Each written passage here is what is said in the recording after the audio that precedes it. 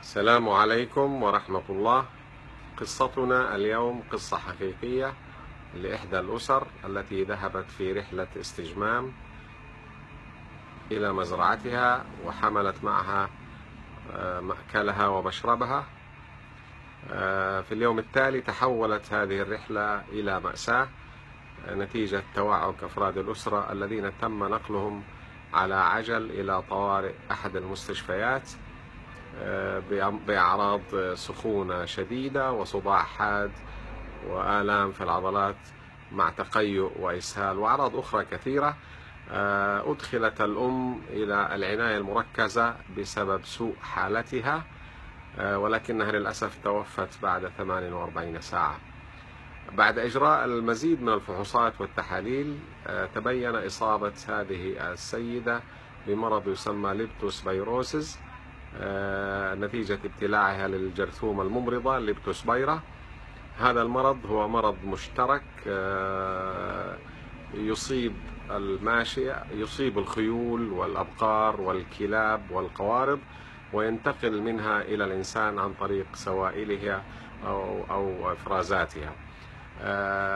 بعد الفحوصات الجنائية والتحقيقات تبين أن هذه السيدة قد تناولت مشروبا ملوثا بجرثومة الليبتوسبيرا من خلال بول فأر، بول جاف لفأر على سطح العبوة، اختلط بالسائل فتم شربه.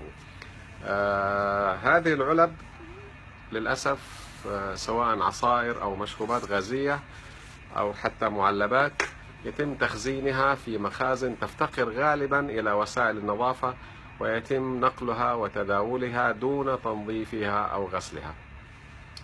الدراسات المعملية أثبتت أن أسطح هذه العبوات أكثر تلوثا من الحمامات العامة، أكثر تلوثا من الحمامات العامة، وهذه مصيبة.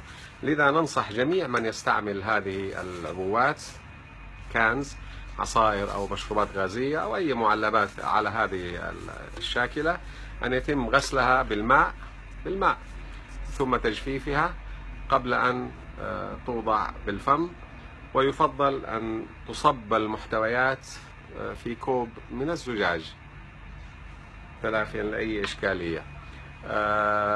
كما ننصح أصحاب الدكاكين والمستودعات والمخازن باتخاذ المزيد من الإجراءات الوقائية وأساليب النظافة ومكافحة القوارض في هذه الأماكن. ونطالب أيضا البلديات وأمانات المدن بتكثيف برامج مكافحة القوارض التي باتت منتشرة بشكل كبير في كل مكان، لأنه حقيقة من العيب أن يموت إنسان بسبب فأر، بل بسبب بول فأر.